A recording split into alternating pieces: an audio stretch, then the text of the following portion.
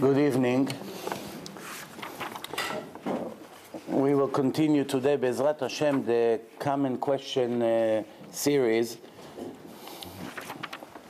Last week we spoke about tattoos, drugs, alcohol, cigarettes, temporary tattoos, laws of the goyim, false beliefs, many interesting things. I mean, Baruch Hashem, it gives people many answers to many of the questions that they have in life. The interesting part was that many of the people who responded to the lecture that we made here last Tuesday, they didn't even know that in many of the things that they do there is a problem. They only now know that some of the things that they thought it's 100% Jewish, it's actually 100% Christians or all kinds of other things. So we will continue today. As you can all see, yesterday I had a very good lecture in Queens about the situation now in Israel, United States, what's happening in the world. You don't want to miss it. Be'ezrat Hashem, the situation from yesterday to today got even worse in the last 24 hours.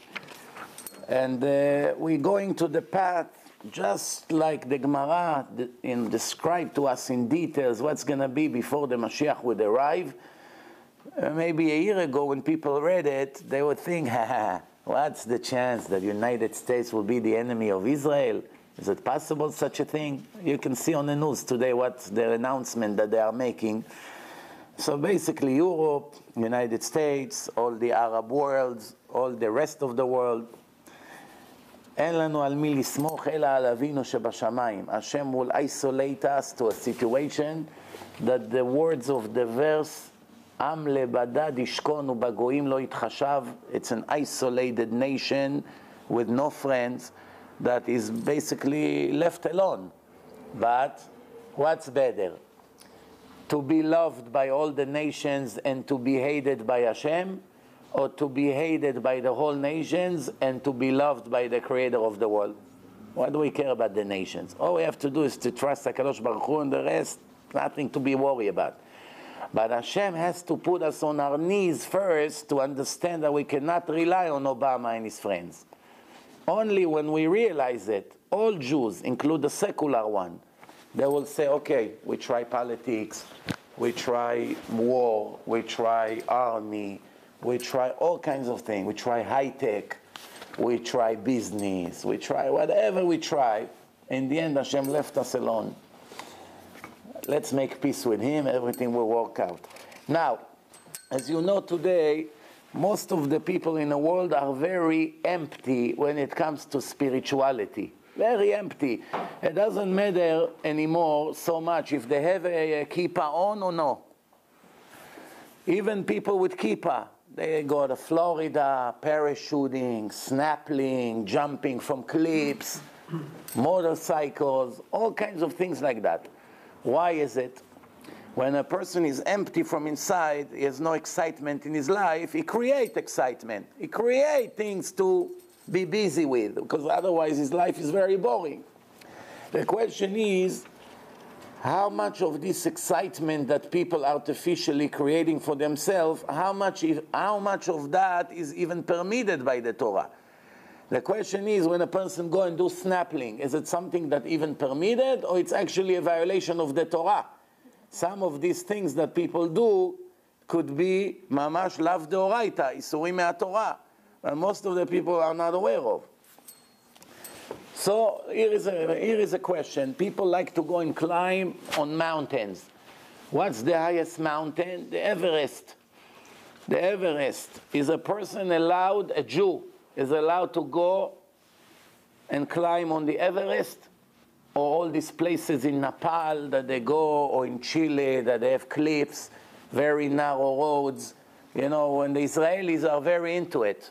Almost every Israeli, as soon as he finished the army, first thing he has a dream to go on a trip. South America, Peru, Bolivia, Brazil, Carnival, Chile, all these dreams that people have in their mind, I have to do it, Rabbi, before I'm going to go into the work and to get married, I have to see the world.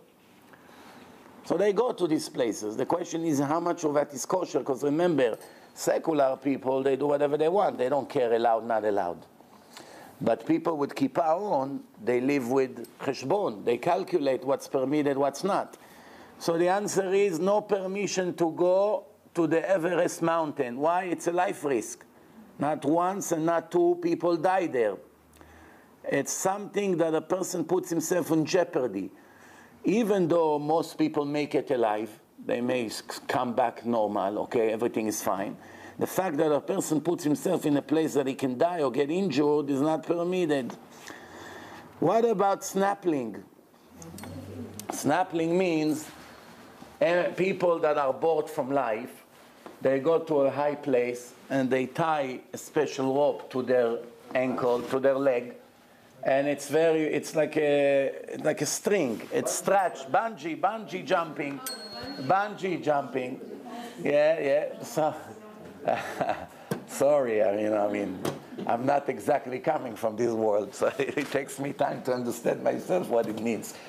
So, so people go and jump, I don't know, like jumping from the Empire State Building. And it goes all the way almost to the ground. It's designed that your head will not hit the ground. So you see that you're falling, your face is about to crash on the floor, and then right there it pulls you right back in. So you go up and down, up and down. Not once and not twice, the rope ripped. And people did die. Or people can die from heart attack. It's very scary. You know what it is? Someone that he has a weak heart, or he may even have conditions in his health that he's not aware of. Not everyone knows about his health. How many people come to regular checkout and all of a sudden the doctor sends them immediately to an emergency surgery that saves their life? I had a student in yeshiva in Monsey, maybe 15 years ago. To my humble opinion, is the greatest guy we ever had in the history of the yeshiva. That's my opinion. An incredible human being, incredible. One day, he made aliyah to Israel. He went to yeshiva in Israel. And he had pain somewhere in his body, in his stomach. He went to the doctor. While he went to the doctor saw that he had a birthmark somewhere on his body. So the doctor told him, the pain that you have, I'm not worried. It will go away. What I'm really worried is about this birthmark. Not birthmark, it's a beauty mark. He said, I want you to go to a specialist right away. So he said to him, I didn't come for this. He said, no, trust me, it could be much more dangerous than what you know. Go immediately. He went to a specialist skin doctor. He told him, you have cancer. Cancer. If you wouldn't come to me, in 2 months you'll be dead. Now we can still save your life. Baruch Hashem, they saved his life. So Hashem brought him pain because he knew he won't go to the doctor unless he really suffered. He gave him tremendous pain, and this pain saved his life. You understand? So therefore, sometimes a person is not aware of his condition. He can go and jump, and all of a sudden he gets a heart attack. He gets a heart attack. So the answer is not allowed. Same story. If he has a risk in it, it's not allowed. What about regular sport? Sport also have life risk. People can die in sport also. It's not common that somebody played basketball and died, but it happened. Or in soccer game, it happens once in a while. People get all of a sudden a heart attack and they die. Young people, it happened a few times in Israel. It happens all over the world. So the question is it allowed? The answer, it's allowed because it's also a mitzvah. Why it's a mitzvah? It's not a mitzvah to be a Greek, to follow sport. That's the Greek culture. It's mitzvah to run a little bit. It's good for the health. It's mitzvah to do some exercise. Not to be addicted like all these bodybuilders who 20 years they suffer for the one moment they can walk like this on a beach and show their muscles. That's the safari laws. You know, in the safari, that's how it goes. The gorilla goes like this, you know. But it's good to do some exercise. Some people, the only way they will run, like me, if it's in the middle of a game. To run like this on the street, or in a gym, on a machine, treadmill, it looks very foolish and stupid for me. But some people like it. But if it's in the middle of the game, you're not coming to actually exercise. You're coming for the excitement of the game. מתוך שלא לשמה בא לשמה. You're running after the ball and kick the ball like a fool. And in the end, you do 2 hours a week exercise, and it can save your life. Also, the risk in sport is very, very small. We're not talking sport like boxing. One time I was driving in a place. I see a beautiful limo next to me on the street.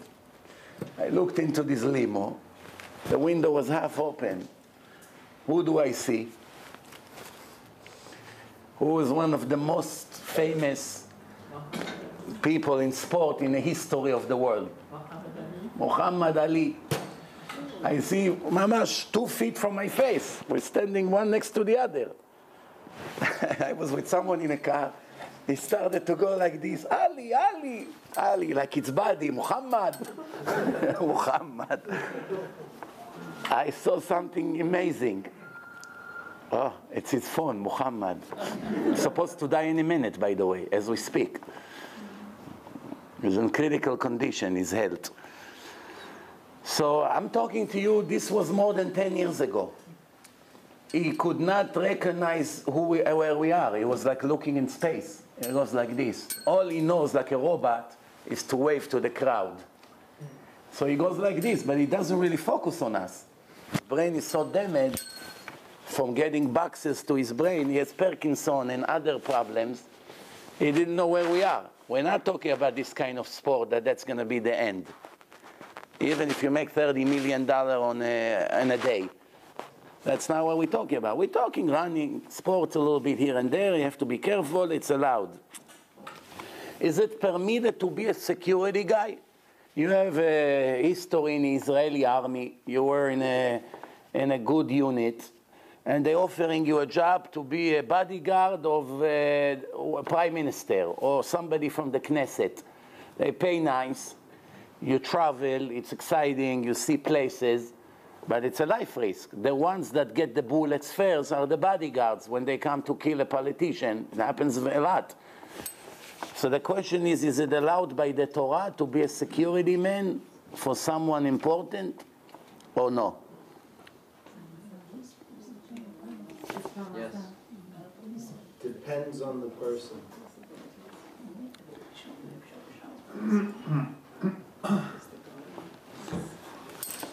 What do you think? Allowed or not allowed? Allowed. What kind of prime minister?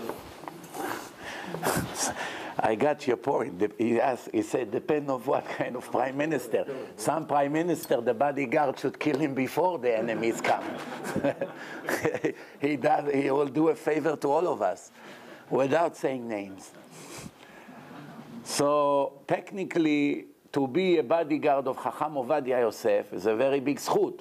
Even if they come to shoot him, the Arabs had a plan to assassinate Rav Ovadia. They had a plan, an official plan. So the government put some bodyguards there in Har Nof, in a Kablan Street for a while, you know. But why? Because he said something about the Hamas snakes. Spoke about the snakes of the Hamas. They got angry. So to be a bodyguard like Chacham Ovadia, if somebody comes to shoot and you jump and you get the bullets for him, it's like the Roman soldiers who came with the Asara, Rogei Malchut, and he asked the rabbi. The Romans took the Sefer Torah and they covered the rabbi's body with the Sefer Torah, and they put tons of curtains between the body of the rabbi to the Sefer Torah, and they brought a soldier with a torch, and his job was to burn the rabbi with the Sefer Torah together in front of all the Jews. This is why we cry on Tisha B'Av, Asara Rogei Malchut. So the Roman Goy asked the rabbi, Rabbi, if I will burn you fast instead of making you torture, because they put the cotton soaked with water, that he won't burn right away. It will take a few minutes. So he said to him, if I put the fire directly on you instead of, and I'll kill you fast, would you take me with you to Olam Haba? Would you take me to heaven with you? So the rabbi told him yes. So he said to him, swear to me. Swear, you have to make an official swear. He knew if the Jews swear, that's it. It's 100% real. And he did swear to him. And he actually put the torch in the highest fire and killed him directly and jumped into the fire and hugged him together. And the Gemara say, יצא בת קול מן השמיים ואמרה, there was an echo, an announcement in the court of heaven at that moment that this guy is welcome to חיי העולם הבא. In 1 minute. Why? Because he gave his life to benefit this holy big rabbi, one of the top 10 in the world at that time. In case you do not understand what we're talking here about, if you take all the rabbis in the world combined together, put 10,000 of them together, add them up, I doubt that if they reach his level, him alone. For you to understand what kind of rabbis we're talking in the time of the Talmud, it's a different world than today. So that guy was very clever. How else he would get to heaven, the heaven of the Jews? How he has to convert, he has to go through 30 years of suffering, being lonely, new community, working on his character, getting used to the mitzvot. What a mission he has. Almost an impossible mission. Now in 1 minute, so the Gemara says, Rabbi Yehuda Nasi, Rabbi, the president of Israel, which he wrote the Mishnah, he started to cry. He said, Yesh Adam kone olamo berega achad. Sometimes a person can buy eternity in a minute. And him, 120 years of his life, trying, doing all kinds of things, he still wasn't sure if he goes to heaven, to where he's hoping to get. And this guy in a minute made it. And there's other examples like this. So if you're a bodyguard of Chacham Ovadia or anybody in this level, then of course it's mitzvah, even if your life is in a risk. Because the Gemara says, in Baba Metzia, the Gemara says, if you walk in a desert with another Jew, 2 Jews walks in a desert, and you have enough water to survive, but you cannot survive both of you. It's either you or him. One of you has to die. The water is enough to revive one of you until you get to the city. If both of you would drink, both of you would die. If you give it to him, he'll die. If you drink, he'll die. You have 3 options here. What's the option? Not what you say. What you say is correct, but it's not exactly correct. It's not that you don't have to give him. You're not allowed to give him. There's a difference. Which means if you give him the water, you actually committed suicide. And the rule is that your life is more precious than his life. You and your brother, your life comes first. You and your father, your life comes first. Only you and a big rabbi, his life comes first. That's a different story. If somebody benefits the nation of Israel by teaching Torah, and you will give him the water, and you die by saving him, it will not be a sin, it will be a mitzvah. So we see a concept here. If you sacrifice your life for the benefits of Israel, then it's worth it for you. But if you and him, two equal Jews, you have to protect your own life before you protect his life. So if it's a bodyguard of a Mechalel Shabbat, why should you give your life for him? Your life is 1,000,000 times more important than him. Then it's not allowed. However, you can come and say, okay, well, it's the prime minister, he's Mechalel Shabbat, but he also does many things that it's connect to the security of millions of Jews. So this question is not so simple. It really depends who you ask. Some say it's allowed, some say it's not allowed. Some say it's mitzvah, some say it's a sin. Not everything is black and white. There's a gray area. Depends who you ask. If you ask a dati leumi rabbi, which means what we call kippa sruga. In Israel there's groups, Haredim, ultra Haredim, Zionist religious, national religious. There's different groups with some different ideologies. Some of their ideology is mutual. They all have the same ideology, to keep Shabbat, to dress modest, to eat kosher. That's every Orthodox Jew in the world, regardless where he came from. But there's some differences in the ideology. For instance, according to some, it's mitzvah to be in the Israeli army. According to some, it's a sin to be in the Israeli army. You understand? And each side makes his argument. And I already have lectures about it. If you want, you can go on my website and check Zionism. I spoke about this whole concept of the arguments between the Haredim and the Dati Leumim. So if you ask a Dati Leumi to be a security guy, to protect a secular guy that is working for the state of Israel, he'll tell you it's mitzvah. If you ask Chacham Ovadia or Rav Eliashiv or Rav Chaim Kanievsky, he'll tell you it's an avera. You don't have permission to risk your life for someone that is Mechalel Shabbat. Even if it was Shomer Shabbat, you don't have permission. Needless to say that Mechalel Shabbat is equal like a goy 100%. It's halakha in the book of law. Mechalel Shabbat is equal 100% to a non-Jew in all the laws, with one exception. What's the exception? If a Jew that is not Shomer Shabbat wants to bring a sacrifice to Bet HaMikdash because he had a baby daughter, just had a daughter, he waited 30 years to have a kid. Finally, Hashem gave him a kid. So he comes to Bet HaMikdash. He says, Mr. Cohen, here, I just bought $300. I bought this sheep. I want to sacrifice it as a todah, as a thank you to Hashem. Today, when we don't have Bet HaMikdash, instead of Korban Todah, we do Birkat HaGomel. When we go to the Torah on Shabbat or in the weekdays, people who goes with the airplanes or cross the ocean, or they went to the hospital for at least 3 days, or they lay down in bed 3 days sick. There's rules. When do you do Birkat HaGomel? A woman that gave birth.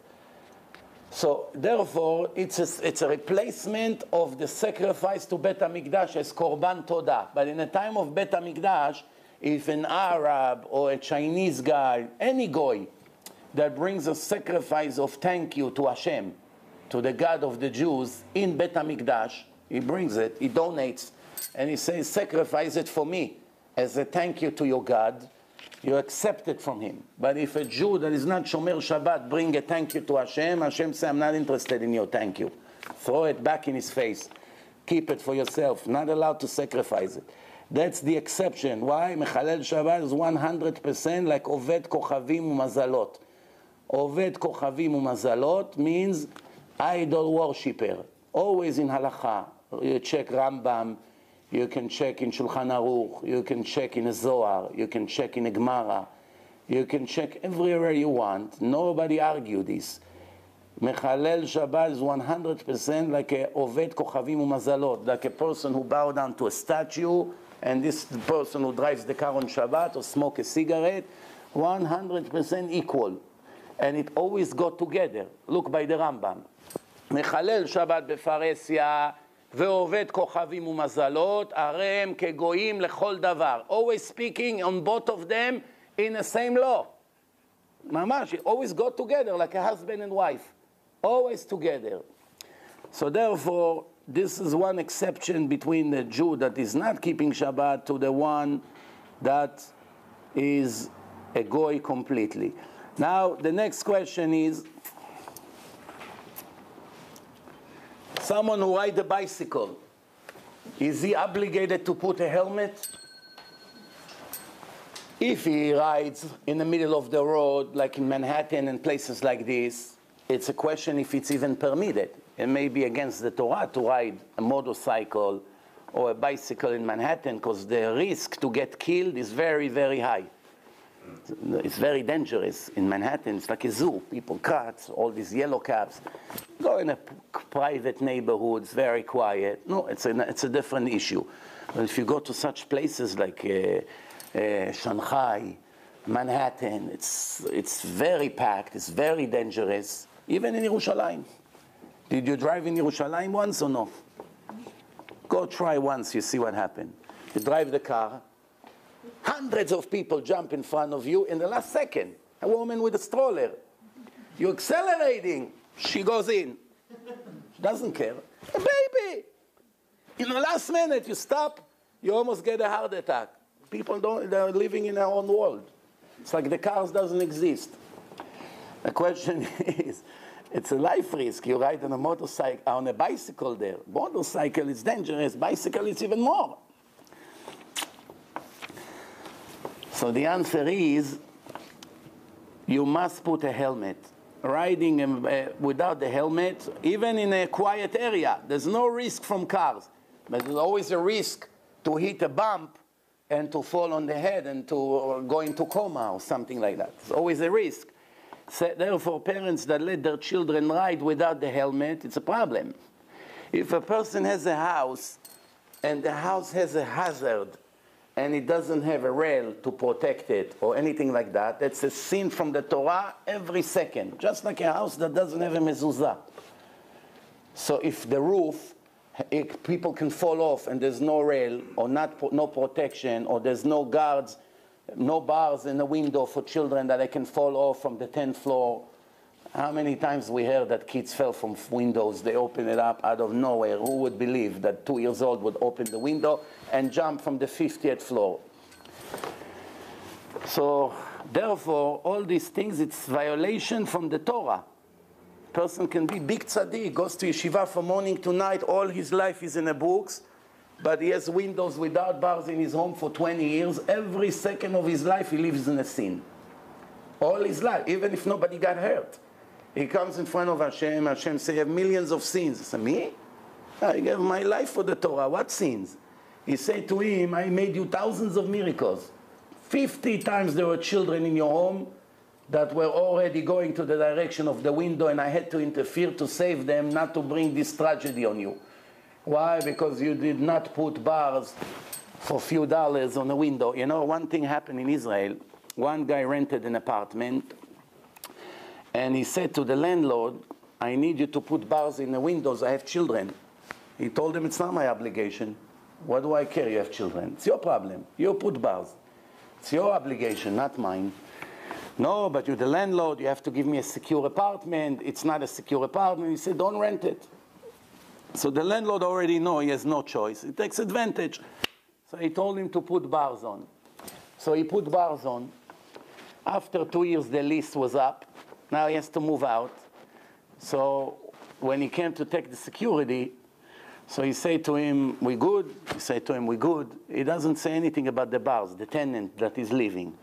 He waited until he saw lights in the apartment, which means someone else rented the apartment. So 2 weeks later, he rented the apartment. Then he came one day, he knocks on the door, hello, I'm sorry to bother you, I'm the previous tenant here. I came to take my window bars. So I say to him, what do you mean you came to take it? I rented this apartment from the landlord. You don't have permission to take it. He said, no, that belongs to me. Like I took everything else, I forgot to take them off. Right away, he called the landlord. And he said to him, who is this crazy guy? He came to take the window bars. It's a true story. It happened a few months ago. So the landlord said, put him on the phone. So he said to him, what is this? I ask you if we're good. You say we're good. Why are you coming now to disturb the tenants there? So he said to him, I'm very sorry. I pay 6,000 shekel for that. It's like almost $2,000 to do on all the windows. And I asked you to do it. You didn't want. Now I came to take it. It's not yours. You gave me an apartment without bars. I'm giving it back to you without bars. So what? So I come 2 weeks later to take it. It's still mine. Even if I come next year, it's still mine. So the other person said to him, listen, if he takes the bars off, I want my security deposit back. I move out tomorrow morning. I'm not going to live here without bars. I rented this apartment from you with those soragim, the bars. That's why he was clever. If he would tell him when he move out, I want money for the bars, he would take it out. So he waited until he has another tenant. And in a Haredi neighborhood, for sure, there is at least one baby. Always a baby, every year or two, Baruch Hashem. So I already knew my investment is secure. Clever guy. And they ended up in Bet Din. They ended up in Bet Din. If you the judge, what verdict would you reach? He has the right to take it. He has the right to take it. The landlord claimed I ask you if we're good. I give you the security. You did not make a word about this and about this, the bars. That means you forgave that. You forgave it. It's now mine. You don't have the right to change your mind. So he say, we did not speak specifically about the bars. We good. We good. Yeah, you give me the security. I'm giving you back the apartment. That's what it means. We good. Who has a kinyan? The landlord, he said he got the money, he got the tenant out, asked if we're good, that's it. So if I sell you my car, and I forgot something important in the trunk, and I come the next day after you made kinyan in a car, it's yours or it's still mine? I would give it back to you. It's mine. If it's something that people sell with cars, like built-in stereo. You're not going to start ripping the cart now, you know. If it's built-in, then it's count as a part of the sale. But if it's a GPS that you stick in a window, it doesn't go with the car. But it's like you said, still the mine. bars on the windows is like the stereo in the car. It's part of it. So I tell you what, when I read that question for the first time, I said like you, he doesn't have the right to take the bars. But when he arrived to Beit Din, they say to him that he must pay him for the bars, the landlord. So the landlord said, why? He tricked me. He proved the point. So he said, so the answer was of the Dayanim. That's why you need to learn 80 years Torah, to see things that not everyone can see. The Dayanim say, when you presented the apartment, this tenant took it thanks to these bars. You owe him. His improvement to your apartment got you a tenant very fast. It was to your benefit. Why don't you want to pay for it? You forced him to do something that's already one thing that it's not kosher. Finally, you forced him. Now, his improvement to your property got you a tenant. Every week, it could be hundreds of dollars. They made him pay, and he still got very angry. He said, "Oh, you're giving your hands to the crooks. You're teaching them how to cheat. Why he didn't say anything in the time?" He said, "He doesn't have an obligation to tell you now. He can come 2 weeks later and take it. Just because I have something here doesn't mean I must come right away and take it." Moshe has a shower like this, and somebody buys a house, and everything in it, it's mine. The little kid jumps on the bed, and all of a sudden, a push box comes out from the mattress with $100,000. Now, is it his or the guy's who lived there before? The Moshe said, "Give it back to the guy who was before." It's all depend. Huh? I'll tell you, it's all depend. If You know about this? yes, if you buy an apartment from someone, and inside the wall you find diamonds, bag with diamonds. Yeah. How do you know who it belongs to? Maybe it belongs to the tenant 40 years ago. Especially in Manhattan or in Yerushalayim, you have buildings that are 100 years old. How do you know it's his tenant? He cannot prove it's his. There's nobody. You're holding it right now. He comes, he claims it's mine. There's no way to prove. Diamonds, cash. There's no way to prove. Maybe Mustafa 80 years ago, he that over there, or what's his name, Al Capone, when he lived there. He puts it over there. You want to hear a story? One time I was in Yerushalayim, in the Bukharian neighborhood. We go all the way up to the yeshiva of Rabbi Kaduri, when he was still alive. There's there. It's going all the way up the hill. From Rehov Avinadav to the yeshiva of Rabbi Kaduri, maybe 100 yards away. But it's very, very high street, up the hill. I'm looking on the right side. I went with my uncle, Alav Shalom. So I see that they're building a big shul there, in the middle of the block. So I say to my uncle, I see they're making a nice building. He said, "You want to hear the story of this place?" I say, "What?" He say, they bought this property, and they started to make the foundation. They made a hole, everything started. They cleaned the area, but now they had to bring the tractors to make the hole. And they needed $10,000, and they don't have. They ran out of money. First, they bought the property. So now they're asking, since they know they don't have enough money to finish the building, is it worth it to try to do one step at a time and wait until we have money and do another step, or first to wait until we collect all the money And then, when we have all the money, we'll start building. So they asked the big rabbi, he told them, you do one step at a time. Every step is a new siyata dishmaya. Hashem get the money for the next one. You have to go with emunah. Don't worry. So they started to dig. They found a box of treasure from more than 200 years ago, from the time of the Turks. The amount of jewelry they found was enough not only to build a whole big yeshiva, to maintain the yeshiva for years. It was antique jewelry, gold, diamonds, anything you can think of, for more than 200 years ago, antique. They found inside. Imagine the Turks in Istanbul now. They heard, so, my grandfather Abdallah, you know, when he used to be the governor of Yerushalayim, it belongs to him. He puts it over there. And he takes them to Beit Din. What's the answer?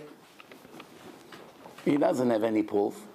Then you take it. But if you know for sure it belongs to the previous tenant and he forgot it there, you have to give it back to him. You know, there's another story. One person had records. Remember records before CD were invented? The big records with the scratches? So he had a bunch of records. Beethoven, Mozart, Tchaikovsky, all kinds of, old ones, very old ones. And he said, now I have one with CDs, I don't need them. I put them by the garbage.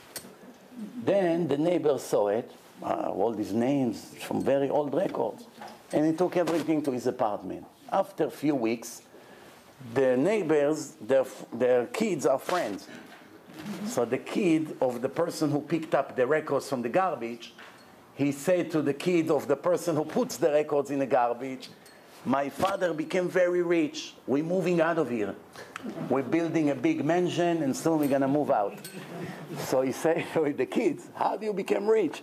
He said, my father found records, something in the garbage, and he went to sell it, and it turns that some of them were big antique, one in a wall, two in a wall, and he got so much money. And the kid comes and he said to his parents, true story. And the father heard that. He went crazy. Right away, he took him to Beit Din. Now they're in Jewish court. What the ruling was? He said, what do you want from me? I picked up something from the hefker, from the garbage. He gave it up. What? I picked it up from the garbage. I didn't steal it from him. And he say, well, obviously, if I knew that it's worth something, I would not put it in the garbage. It's called hefker that I made based on false information. An innocent mistake. So I'm a Jew, you a Jew, I'm your brother. Your brother made an innocent mistake. You have to come and correct his mistake. To help him, not to take advantage of his mistake. Who's right? The doctors say 50-50. Stay in medicine, please.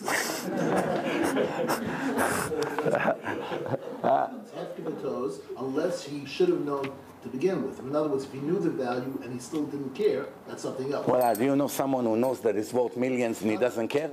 Let's say he threw away, and for him it was garbage. So if he assumed that it's really garbage, in his expert opinion, then fine, then he loses it. The answer, he had to give him back all the money. He stole his garbage. Why? Because when you make hefker to something that you think it's worthless, and he does worth something, it's not hefker, you still own it. Really? Yeah.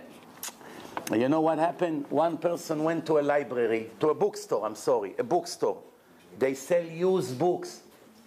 And he found inside the original signature and handwriting of the Khatam Sofer from Hungary from 250 years ago, which made this book worth more than $1 million. And he got it for $10, $15 in Israel. Also, he ended up in court, because the owner of the store never knew there's a signature of the Khatam Sofer. He also bought it from few dollars. What's the ruling? This time, the buyer kept the book, because the owner, it went from few hands. Nobody really knew, no one really appreciated, and no one really paid for that signature. When he got it, that's it. Very interesting how these things work. Okay, let's move on. What about the 3 weeks between 17 B'Tammuz and Tisha B'Av? Are you allowed to go swimming in the ocean? because it's days of danger, midat adin, judgment days in Shamayim. Is a person allowed to go swimming or to let his children go to day camp? Because all the day camps in America is in those weeks. Allowed or not allowed? Not allowed. Obviously, if all the day camps operate as usual, it has to be a permission for that, no? Religious day camps. The answer, allowed. Even though if it's more danger than usual, it's still a very rare danger that people would die in by swimming. It can happen. It's accepted. Yes, it's accepted danger. Next thing is a parent has an obligation to teach his children to swim, knowing one day it may save their life. Or when we get to the bridge, we cross it. Do you have an obligation to teach your children to swim? Yes. Or who's to say that my kid would ever ended up drowning? Or they know they don't know how to swim, so they won't jump anywhere deep. Is it my obligation to spend $1,000 to teach him to swim? Yes, it's father's obligation. The answer, it's a good advice, but not an obligation. Good advice, very good advice, very recommended, but if a person does not do it, it's not a punishment. Does the father have to teach parnosa for the child? Same thing. The Gemara in the Masechet Kiddushin speaks about it. It's an obligation for a father to teach his son melacha. There's few opinions in the Gemara. One opinion, yes. One opinion say you have to teach him a clean work, real estate, salesman, things like that. Yeah. And one Gemara say, I think it was Rabbi Meir, correct me if I'm wrong. He say, I never saw any animal that has to go to college and have parnasa and take care of himself. Hashem takes care of all the animals, and me, Hashem is not going to give me parnasa. Well, if I'm doing sins, that makes Hashem not willing to give me parnasa. Let me make peace with Hashem, and I'll have parnasa. If Hashem feed, I always say, HaKadosh Baruch Hu give parnasa, and sometimes big parnasa, to the most despicable people in the history of this world, to the biggest idol worshippers, to the biggest terrorist, Bin Laden, one of the biggest murderers of our time, multi-billionaire. Hitler, millionaire. Saddam Hussein, billionaire. Gaddafi, $200 billion. Arafat, hundreds of millions, until today they search where it is. Every monster murderer, multi-billionaire. Bachurei yeshiva here across the street, come to yeshiva with bicycle. Can't afford to buy a car. Where is the justice, Rabbi? You want justice in 20 years? Shame on you. We're talking eternity here. You worry about 10, 20, 30 years of eternity? What do you worry about 20 years? Worry in the long run. Where are you going to end? Don't worry, you won't be stuck with this bicycle forever. And he won't be stuck with those billions forever. As you saw, they killed Gaddafi like a dog. Did you see how they killed him? They kicked him, those Arabs. They broke his head, and he was begging. They took it on a cell phone. You hear on a cell phone how he begs for his life. $200 billion. Teenagers kicked his head and killed him like a dog. Saddam Hussein found him with lice in a hole. $40 billion lice. Lice on his head. He had a beard like a baba. So his beard. One guy in Monsey put an ad. Tzaddik Balair. Next week, a big mekubal. He puts Photoshop. Talit, tefillin. He took off his curls. He kept his beard. Everyone, all these Hasidim. Who is this? Who is this Baba? Everyone is looking. A week later, he put, this is the tzaddik who comes from Gehenom to visit. It was a joke of the town. Next.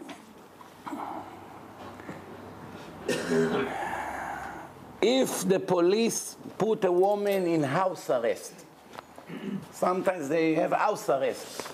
Not allowed to go out for the next month until the trial. But she has to go to the mikveh.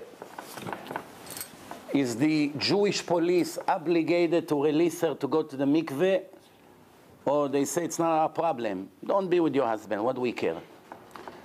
She said, I need children. My husband did not make mitzvah pru'urbu. It creates problems in shlom bayit. They can give many excuses. The question is us as the police or the Jewish Beit Din that put her in a house arrest. Do they care about her personal problem or their personal mitzvot, or punishment is a punishment? You should have thought about it before you made the crime. What do you think? Is she a rodef? Huh? Is she a rodef?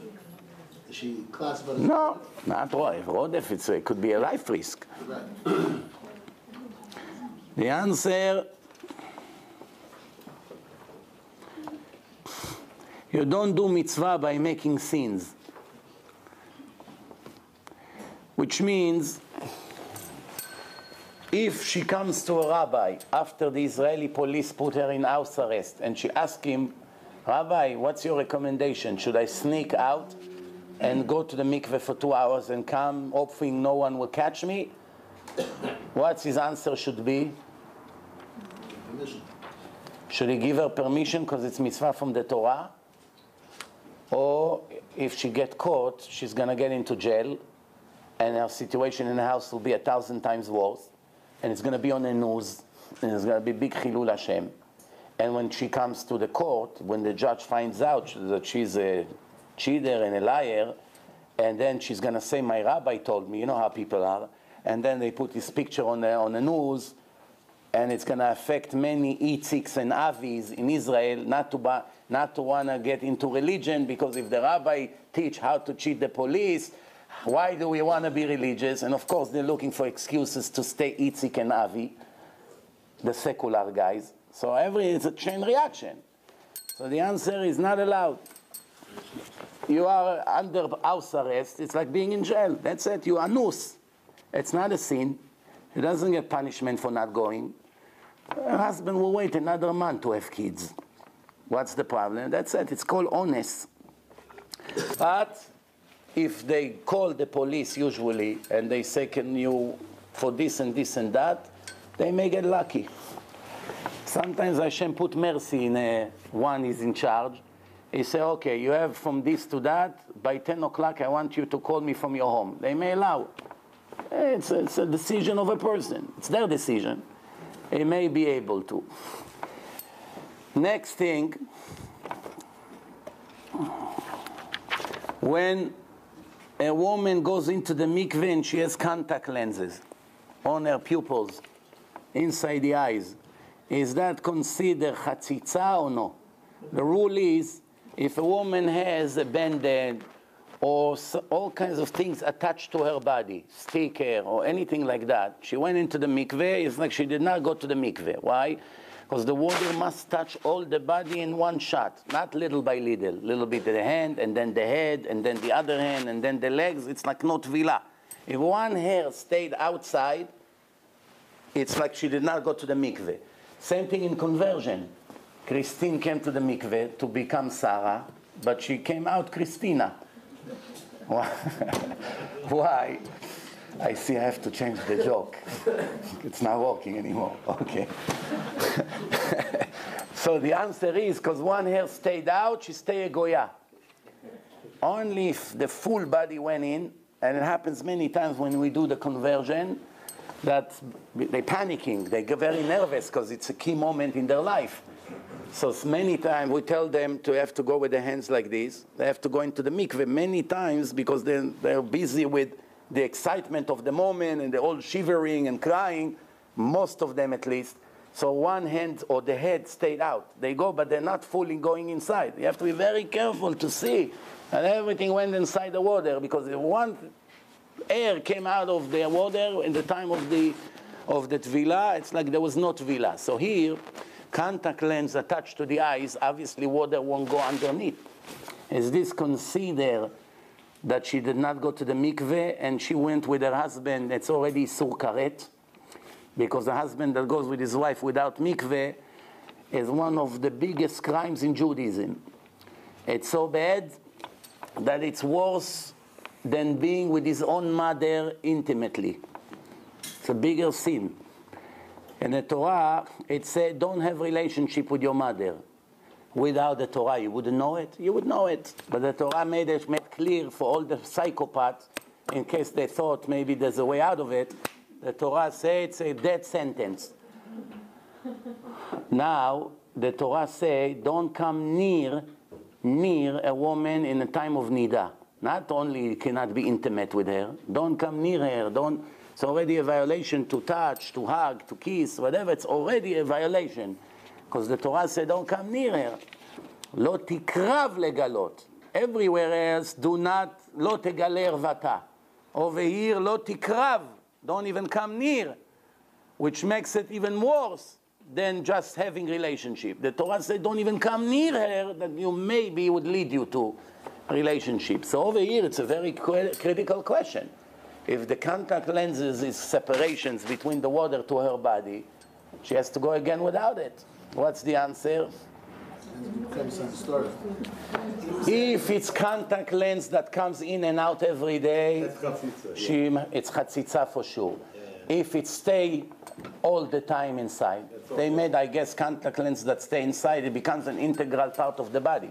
Even though you can take it out, you can also cut your hand out. You can cut your hair. It's an integral part of the body. You can get rid of it.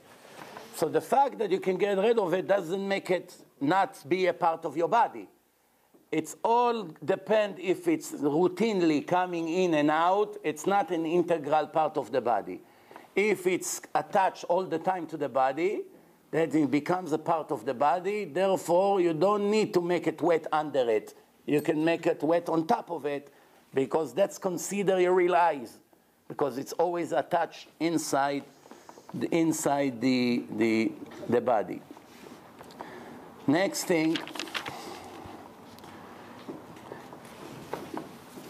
About my husband. False teeth, you gotta take out. Which one? False teeth? No, if they routinely all the time, if they come in and out, like some people put it in a glass, then you must take it out.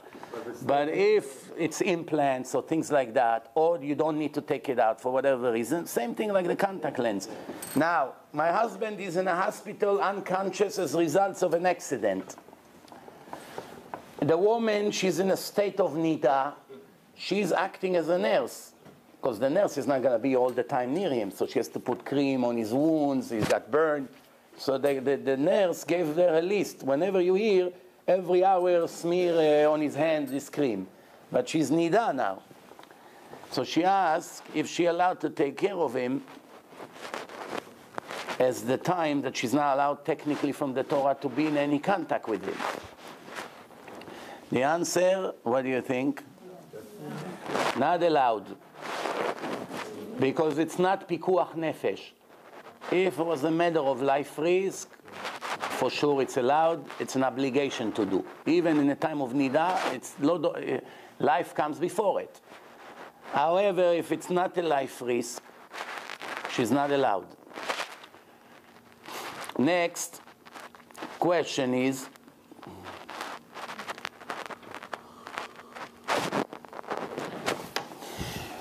how is that different than a nurse taking care of the patient in the hospital? Nurse is allowed to take. No, nurse is not his wife. Torah forbid, if you have a wife, she is permitted to you. But in a time of nida, she's not. It's a total separation. Every woman, every nurse, every doctor will check your eyes and touch you while she's in nida. It's nothing. You have nothing with her. It's not going to lead to anything.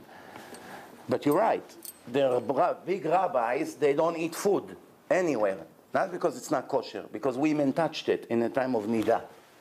They don't want. They only eat what their wife made for them, and they know that she was pure. According to the Zohar, the impurity of a woman in a time of nida, it's even worse than the impurity of a dead body. And according to the Zohar, a woman is not allowed to look at the Sefer Torah in a time of her nida. Not to talk about touching it or kissing it. So if you go by the Zohar, women would not be even permitted in a shuls, just on the chance that she is in a time of nida. She may not know it yet. They would not let them in. And there are some shuls, there are no ezrat nashim. On purpose, they designed the shul, the women cannot come there. Why? A woman can pray at home. She doesn't have an obligation to be in minyan. It's always better, but since it's not an obligation, Only problems come from it. One, all these ladies, when they're not always dressed modestly, stand outside on outside the shul. When the men come, they have to see them and smell them and tons of perfume and all the talking and the laughing and all this. It's not exactly holy. Plus, add this tumat nida based on Kabbalah, which creates another problem. Plus, usually when the women come, it's a budget deal. All the babies come with them. And they disturb the whole community and nobody can pray because the kids runs around. And in the middle of the prayers, when everyone is in the middle of a tfilat ne'ilah, a little girl, 5 years old, half naked, with her skirt goes all over, she rolls on a rug and destroy the holiness of the place. And whose fault it is? The mother that came to hear shofar in the end of Yom Kippur. It's not even an obligation. In the meantime, she disturbed the whole community, especially if there's some angry people there. It creates fights. So, next thing. What if the halacha is vice versa? The wife is sick. Same thing. Same thing. Not allowed to touch her. So you bring someone to do it, a nurse, whatever. Next question. Someone who accepted on himself a custom. Some chumrah, extra. It's not an obligation. He wants to, for instance, he decided to accept Shabbat an hour before the time. And now after a year or two, he got tired of it. He said, it's too much for me. I want to now accept Shabbat 2 minutes before sunset. It's too much an hour before, especially winter time. And he wants to stop. Since it's not an obligation to keep Shabbat an hour before the time, it's only extra. The question is, can he just stop? Or since he actually already did it routinely, now he has an obligation to keep it for the rest of his life? Is there any way out of it? That's the question. Any minhag, any custom that you accepted on yourself that is not an obligation from the Torah. For instance, a person had a short beard and he decided to make a long beard. It's not an obligation. An obligation not to cut the beard with blades. But he decided he wants to be a chassid. It was Litvish, he decided to be a chassid. Then he got tired of it. He wants to cut it off to make it like it used to be. But since he was obvious, Shabbos is the same example. You want to daven before the Zman? No, some people accept Shabbos 7 o'clock when Shabbos really start 8:15. They come to Mincha 7, 7:15, 7:30. Summer, when it gets very Summer, yes. So, but only that time, but the rest of the time is normal time. All right, so the question now, if a person accepted on himself to do something extra, is he now obligated to keep it forever, or he can stop anytime he wants? It's like a neder, so he has to be matanah. The answer is atarat nedarim. To break the vow. How do you do it? You take 3 men, Shomrei Shabbos, and there is a special reading in a siddur. It takes about 3-4 pages to read, and they are acting like a beddin. You clarify, you reveal this minhag that you used to do, and you want to stop it, and the beddin has to dismiss it. This is the power of speech. That the beddin say, mutarim lachem, it's dismissed, it's cancelled. You can go back not to do it. In a way, it's not even a minyan, because if there's no minyan, you're not going to daven before. But it's still an hour and a half before, because there's no minyan. You have a good point. The question is if this minhag was forced on you. You didn't really want it. You moved to a Hasidish neighborhood, and over there everyone does it. Where you are, nobody does it. But where you are now, you don't want to be an exception to the rule. So you were forced into it. Now all of a sudden, you move back to a different place. You don't want. You never accepted it because you wanted it. You just were afraid what's going to be the consequences. So the question is, since you actually did it, is it considered something you accepted on yourself? The answer is yes. You still have to do atarat nedarim. Now, next question. A kid goes to 9th grade, and he got tired of the secular public school that he's going to. It happens to me all the time, many, many times. that teenagers listen to my lectures and they want to do tshuva, but their parents is anti-religion. Now, in Israel, it's half of a problem. Here, it's a double problem. Why? Here, it costs hundreds of dollars to go to 9th grade. So that means you need the parents not only to agree, to sponsor it, which is a triple mission here. In Israel, you can go to yeshiva for free. It's a part of the education system. So in Israel, you just need the parents to agree, because it's not 18 yet. It's not, is still a teenager. The parents need to agree that he will go to yeshiva, and usually they don't agree. So the question is what this teenager has to do. He wants to go to 9th grade to yeshiva, but his parents fight him. What should he do? The answer, he should give his life for it. He should roll on the floor, he should cry, he should pull his hair off. I'm going to kill myself. I can't live like that. You're destroying me. 2 months, he doesn't want to eat. He doesn't want to do anything. They go to weddings. He doesn't want to go. Leave me alone. Until the parents see, listen, we're destroying the kid. Let's just send him to religious school. Usually a month later, he makes them Shomrei Shabbat. Comes home, he says, what is this? You're like 2 goyim here. Shame on you. What is this? That's what they're afraid of, by the way. Why are parents afraid to send their kids to yeshiva? Because they know we're going to have a policeman here now. What are you eating? What are you doing? They're afraid. I have a very tough and nervous mother. Like a Gestapo. What should I do with her? It's very hard to respect her. Am I still obligated to keep my mouth closed, not to answer, not to go angry? Yes, mother, yes, mother, yes, mother. No, that's the question. You're not allowed to embarrass the parent.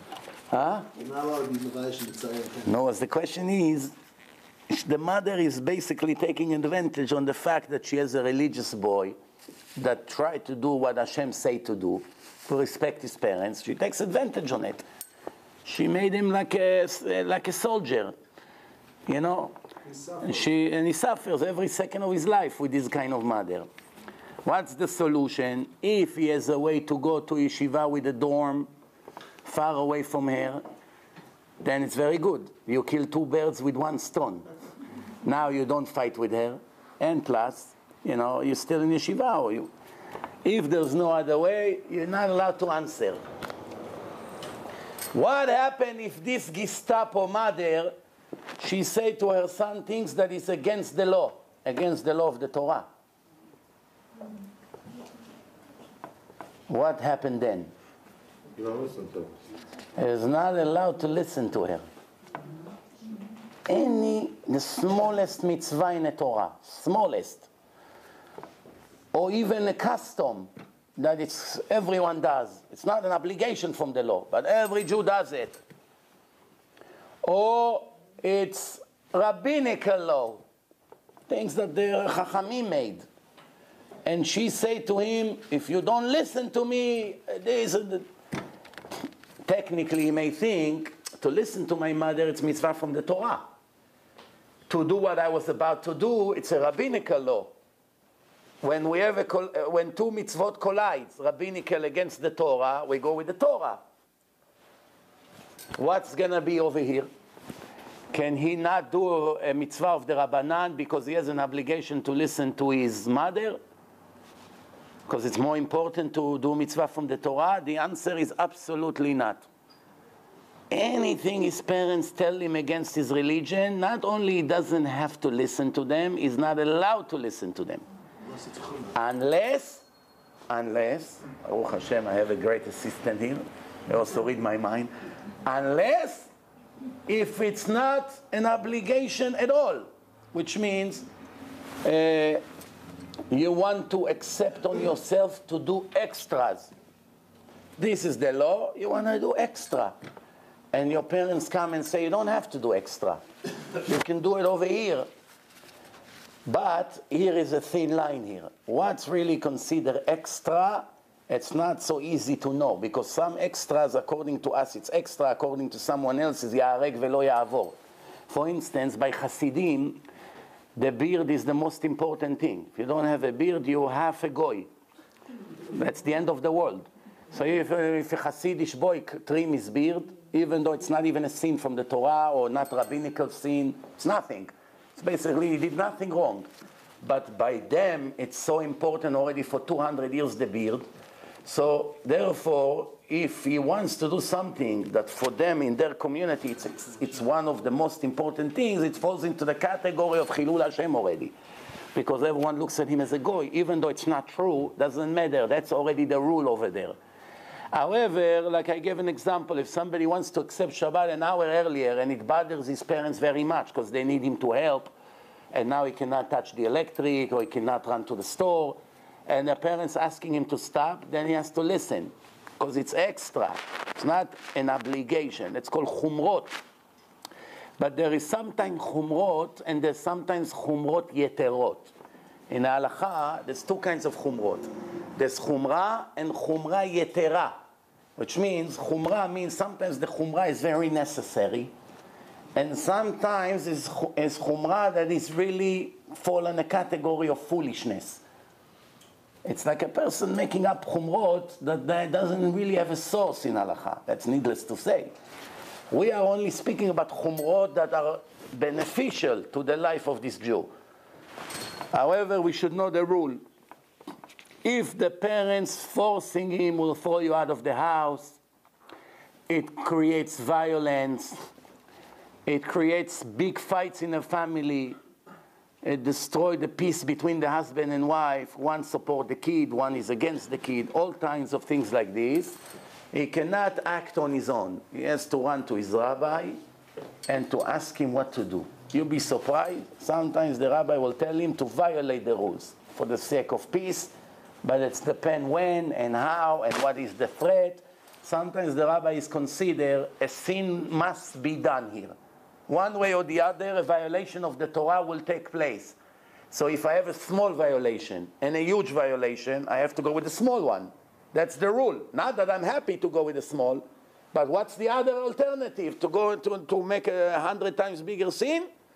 So therefore, since there's no other way, you go with as little as you can. So you need a clever chacham that knows the situation and he knows what to answer. Next question. My father drinks alcohol every day. Now, he never gets drunk. He's not doing crazy things, but he drinks. He likes to drink arak, whiskey. He drinks on every meal. And it doesn't look so impressive. I mean, people see all the time, he must have alcohol. What is this? The question is, do I have to fight with him until he stops? Or since he never behave foolish, I have to let it go? It's basically the kid is asking about the embarrassment it caused him in front of his friend, in front of family, that his father must have always the arak bottle and the whiskey next to him. As long as he's not drunk, he's all right. Why? How many people must eat bread every day? Do you know people that put rice on the bread and eat?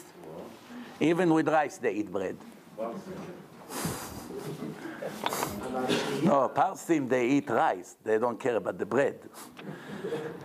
They can't live without the rice. אז אין בעיה, אבל אם זה סתם, אם זה רק, להיות... The kid has to ask his father if he gives him permission to help him to get out of this habit. Abba, do you give me permission to help you to get out of this habit that you must drink every day a little bit, l'chaim? Out of that, usually it's embarrassing enough that they get the point. They have to ask permission. But what happens if it makes him curse and throw things as angry and violent and all this? Then it's already a big problem here. Then he has to go and bring him to the rabbi or bring the rabbi to the house to help him to get out of it. My father is sick. He's in our house. It's a full-time job to take care of his needs. Even take him to the hospital, to pick him up, to move the things, the pillow, to make him tea every half an hour, special food he can eat, special food he cannot eat, run to the pharmacy every day, prepare for him all kinds of things. And plus, usually when people get older, it's like going back to their baby days. They become more and more babies. So it's really like taking care of another baby now. In case you have another one or two in the house, it's really not easy. The question is, we want to move him to an old age facility that they are equipped to take care of cases like this. Is this considered a sin or no? We have a verse, Al tashlicheni le'et zikna. Don't throw me in times of elder days. If they don't want to go in there, then maybe you shouldn't. If The they don't ans- want to go, then don't take them. Well, if they say, take me to an old age, it's better for me, I'm going to have some friends, then obviously you're not hurting them. You do what they want. Sometimes they say it out of an embarrassment from the daughter-in-law. They're already embarrassed that the daughter-in-law has to do so much for them. His son, I did a lot for him. He owes me. But her, why she has to take care of my own problems? So they sometimes feel, and they see them whisper and this, and you see all kinds of tension. They don't feel comfortable being there. So they say, throw me in Harlem. Just get me out of here because I don't feel comfortable here. The question is this a violation or no? The answer, the father takes care of 10 children, but 10 children cannot take care of one father.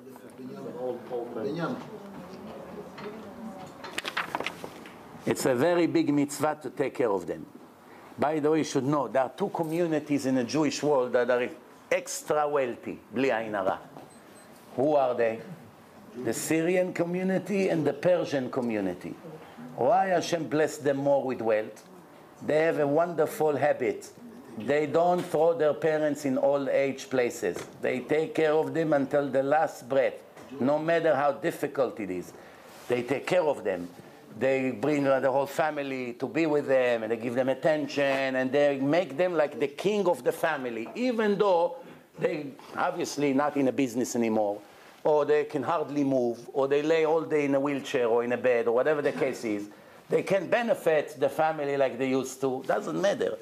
They take care of them just like Hashem want us to take care of our parents in the time when they got old. Because of that, there's extra special blessing, because this is one of the mitzvot that Adam eats מהפירות בעולם הזה, the Mishnah say.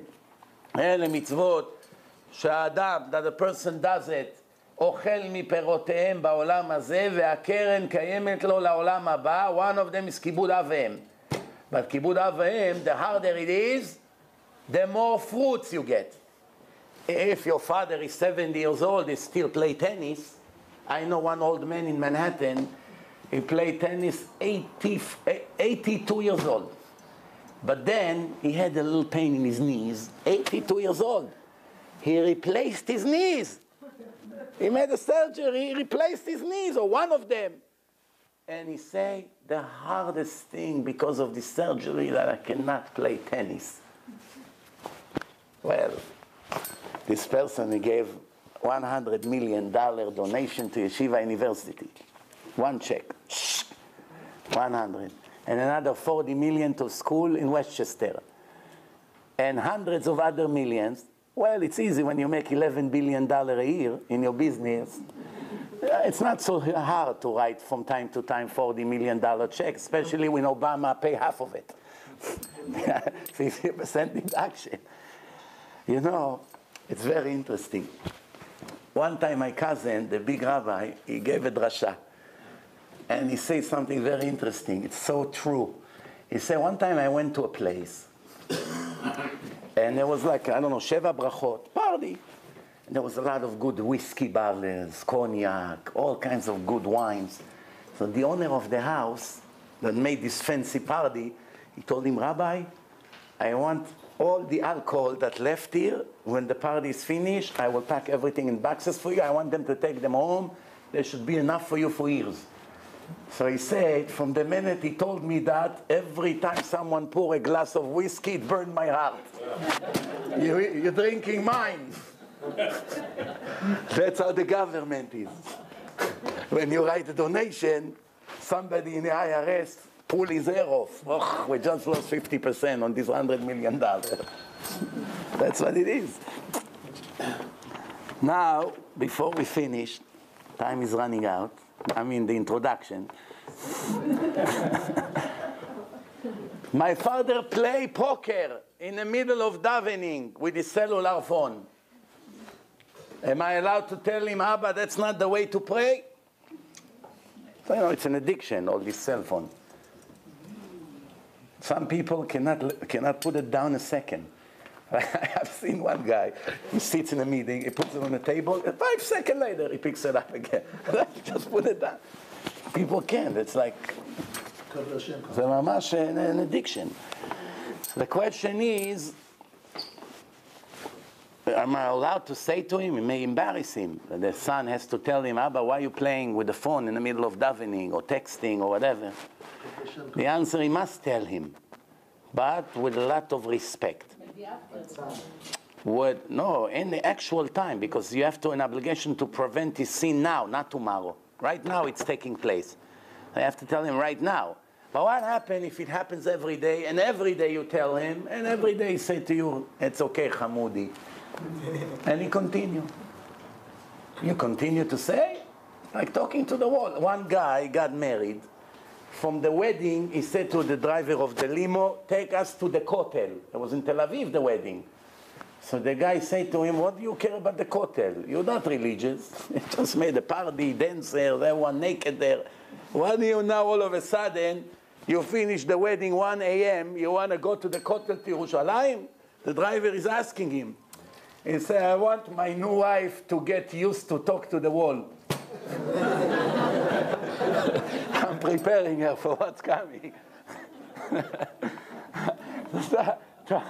Talking to this father is like talking to the wall. So, as long as he doesn't get angry and scream and become arrogant, you still have an obligation to tell him. If it becomes ugly, hey, be quiet, tzuf. Who are you? What are you telling your Abba what to do? Okay, it's already not going to get anywhere. Then you dismiss from the Torah after that. But as long as he's nice and you say, okay, you're right, and he puts it in, and tomorrow again he took it out, and you tell him and he puts it in, and tomorrow again, even 1,000,000 times. The fact that you tell him and he gets embarrassed and he puts it in or he stops, that's already helping. My father yelled at my mother all the time.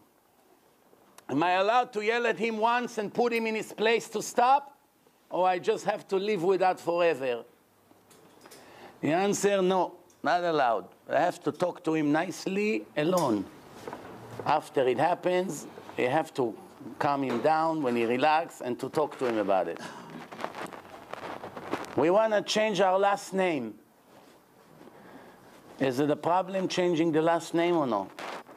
From the Torah. The answer, last name means nothing in Judaism. There's no value, no nothing.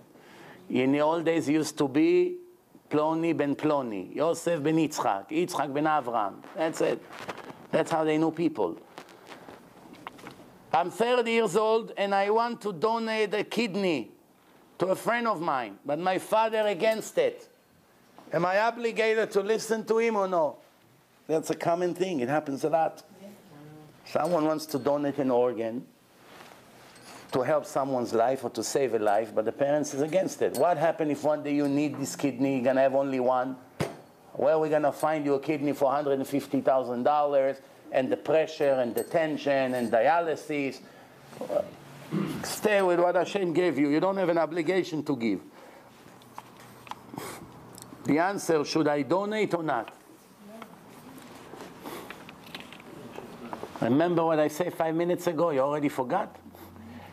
Saving life, it's mitzvah from the Torah or no? Yes. If your parents tell you not to do mitzvah from the Torah, you're not allowed to listen to them.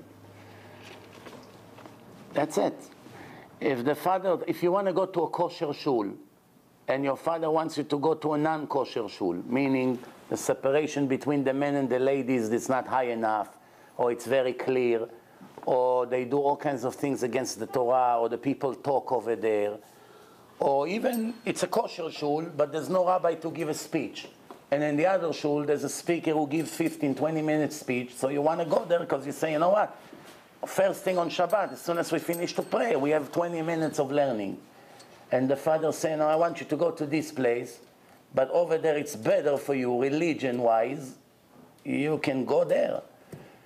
You can remember, if your father said to you 50 times a day, go get me a bread from the grocery store. No, you bring him a bread. 2 minutes later, go get me a bag of rice. You go again. You're not allowed to say anything.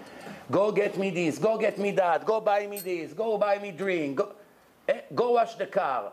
Take the garbage down like a servant. Yes, Abba. Yes, Abba. Yes, Abba. 50 times a day. But if he say to you, go to this shul, not to this shul, and it's clear, if both shul, it's good, you just enjoy here a little more, you give a little bit.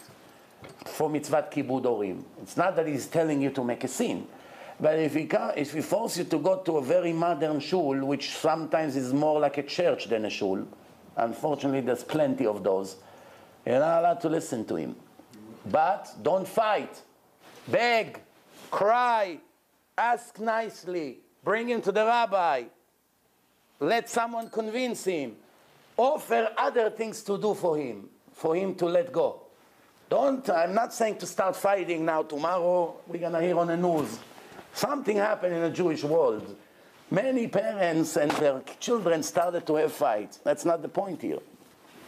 The point is not to fight, always to keep peace. But to stand on the religion, on the law, it comes before the parents. Why? That's why the Torah says, kabed et avicha ve'et imecha, leman yarichun yamecha. What does it say in the end of it? Ani Hashem. I am your God. What does it have to do with the sentence, respect your father and mother? I am your God.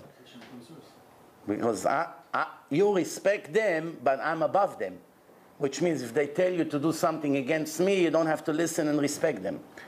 There's big arguments between the Chachamim if parents do not keep the law of the Torah, if there is any obligation to respect them to begin with. Not on particular manner. Which means if you have secular parents, according to very big rabbis, you don't have to respect them at all. And not to listen to them at all. That's not the law. The law is you respect them, you don't fight them, as long as it's not against the Torah. But the fact that very big giant Chachamim holds that what it means, Ani Hashem, means if they go against me even on certain things, you don't have an obligation to respect them. It teaches us how important it is for the parents not to tell their children to do things against God. Next thing, I'm suspecting my father to do not kosher things in his intimate private life, computer, things like that. Am I allowed to tell my mother about it or to tell anyone about it? Comes to Hashem. Be careful. The answer is, if you know that the father goes to bad things in the internet or all kinds of things, you have to first talk to him and help him to do tshuva. And always make sure that he understands that if he won't do it, you will be forced to report him because it's for his own good. You want to save his eternity, his olam haba. If he continues his way, he's going to lose everything. Out of love to him, that's the right way to act. I want to learn in a good yeshiva in Israel, but I'm afraid because of the Arabs. It's dangerous. Yerushalayim, this, look, riots. It's not almost 1 month with quiet there. Always problems. Is this considered a risk? Am I doing mitzvah that comes through a sin? Or since I'm going to learn Torah, the situation, it's no big deal. We're not talking about real life risk for sure. It's possible. So the question is, am I allowed or not allowed? Depend on how severe is the risk. Sometimes, in certain period of time, the risk is very high. Sometimes it's normal risk. Every once in a while you hear they killed one Jew. Every once in a while. From hundreds of thousands, one got killed. Another one after 2 months. That's very small percentage. But if now there's an intifada, like riots, shooting on the streets, everywhere you go, then you're not allowed to go. It's a place of sakana. So it all comes down to how common and severe is the risk. Next question. I want to learn in a yeshiva, but my mother is afraid that I'll go to that yeshiva. Even though there is some risk, but not very high risk.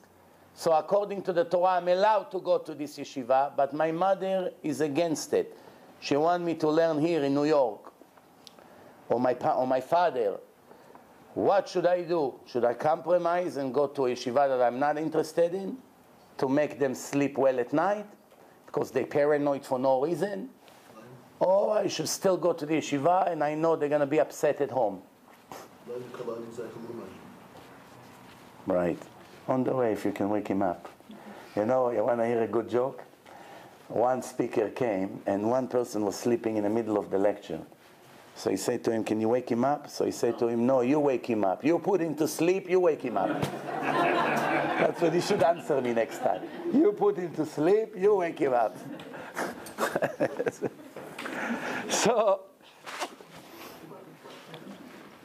So, the answer, Talmud Torah comes before respect your parents. If the other yeshiva is better for you, the law is, אין אדם לומד אלא במקום שליבו חפץ. Person is going to learn Torah in a place that he desires and is attracted to. If this yeshiva is great for you, you feel the happiness of the learning there, but over there not so much. Your life comes first, especially Torah, that every second is eternity that you're earning. You don't want to compromise on your eternity because your mother is paranoid for no reason. I want to respect my parents, but they're very bad to me. So it makes it very difficult for me.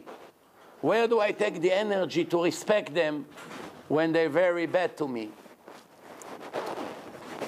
The answer, someone that says that his parents are very bad to him is an ungrateful human being. Why? Even if the parents is not ideal. Okay, your father is not Avraham Avinu, fine. They give you a place to sleep? Yes. They feed you? Yes. They give you what to wear? Yes. They take care of you when you need a doctor? They raised you? They change your diapers? They pay for your school, whatever the notebooks, whatever, even if they put you in public school, which is a big crime. But after all, they maintain you based to the best of their understanding. They already owe them so much. So what does it mean they're not good to me? They're not buying you a BMW? They're not serving you steaks every day? They're not driving you, or they're not giving you the drugs that you want? What does it mean they're not good to you? So the answer is, you have to be very careful not to cross the line and become ungrateful. Also, according to the law, even though there is contradiction, as I mentioned before, but the law, the accepted law today, that you have to respect your parents even if they're not great. You have an obligation to respect them. If the law was officially, you only have to respect your parents if they're good people or righteous people, that's a different story. But that's not the case. The case is you have to stay out of war, out of fights, and appreciate what they've done for you. What happens if my father say one thing and my mother the opposite? They cannot make up their mind. There's an argument for a week already. Who do I have an obligation to listen to?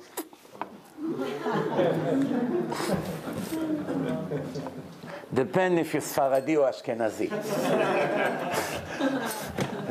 Depend who is the boss. Some places the wife is the boss.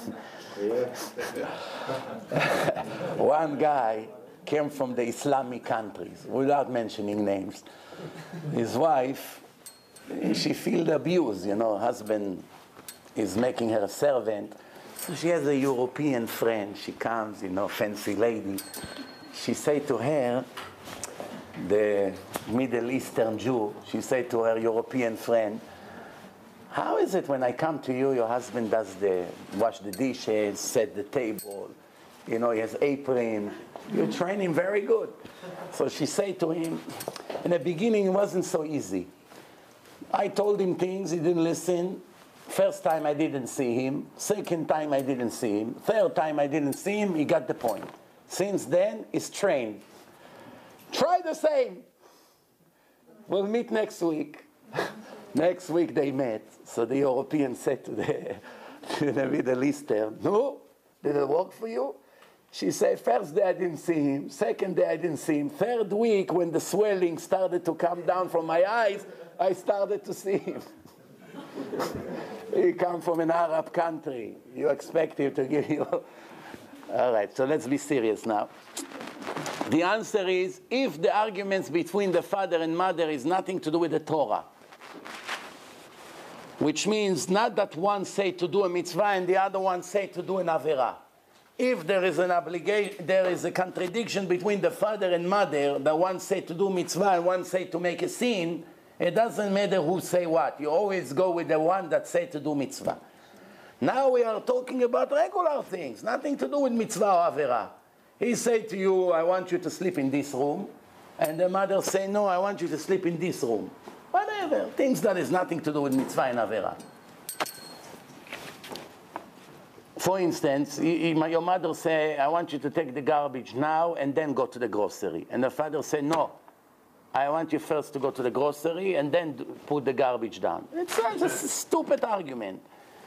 Who do you have to listen to? What does the Torah say?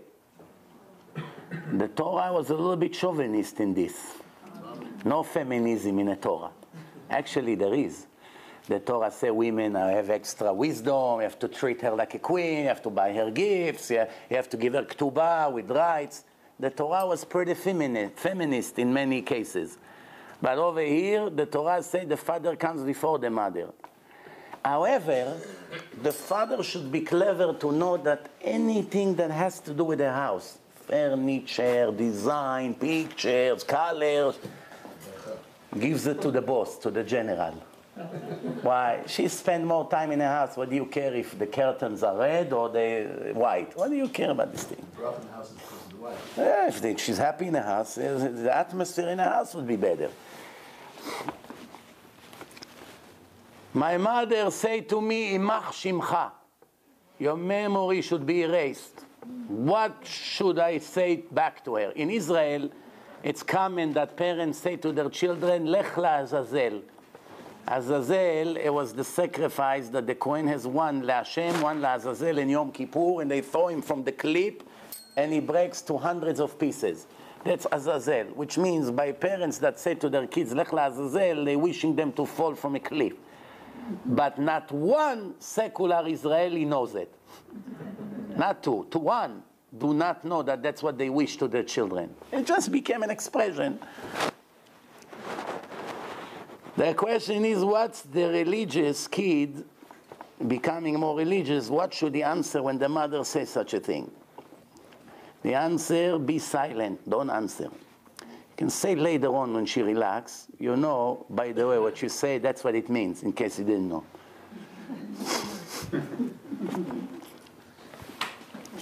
Mamash, time is running out. I put a certain yarmulke, but my father wants me to wear a different yarmulke. In Israel, like I told you, there's different ideologies. Black yarmulke means one thing. Needed yarmulke means something else. By the yarmulke, people know how to categorize you. You're pro-army, you're Zionist, you're anti-Zionist. You know a lot from the hats, from the outfits, like uniforms. Navy, Air Force. You want to know where you come from. My father wants me to walk with this kind of yarmulke, like needed, like Zionist. But I'm anti-Zionism. I'm not pro-communism and anti-Torah and things that they believe in. I don't want to have a share in it. But out of respect to my father, because he wear like that, and we go to the same community and shul, right now I'm putting it. But now soon I'm moving out and getting married. I want to replace the yarmulke to a black one. But I know it will hurt my father's ego and feelings. What should I do? This is common questions. It happens a lot. It could be the other way around. It can be he's wearing black now and he wants to go to Sruga, because that's what he believes in. So what's the answer?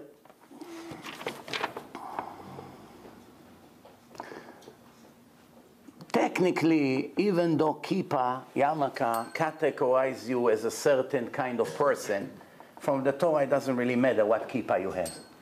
It matters how you behave and if you believe in the right thing or the wrong things. Sometimes you find people with black yarmulke, very big righteous people.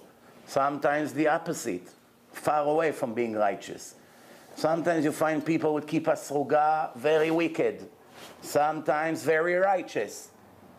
There's no way to say that everyone that has this kind of kippah automatically is better than this one.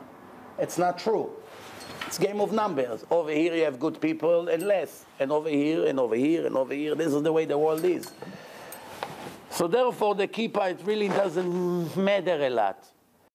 You can stay with that kind of kippah and behave like this kind of kippah according to your opinion. So in other words, if you walk with this kind of kippah but you don't believe at what this kippah represents, all you have to do is to change your behaving to what you believe in, regardless of changing the kippah or not. So if you can make your father happy and at the same time you do exactly what you believe in, based on the Torah, based on your understanding, based on what your rabbi or your education, it's perfectly fine.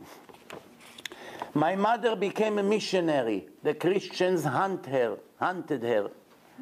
And because of that, my father cut her out. Now she's sick.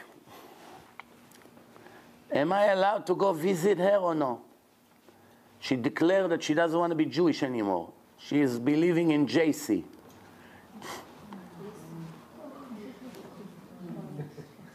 I used to say penny. I'm afraid now. The liberal Jews get angry. Not one Christian person had a problem when I used to say J.C. Penney. Only Jews had problem. So the question is his father is in anger with the mother that left the family and became an idol worshipper. And now she's dying from cancer. And the kid, after years that they are not in touch, wants to go quietly and visit her, but he feels that he betrayed his father and perhaps betrayed Hashem. No, what should he do?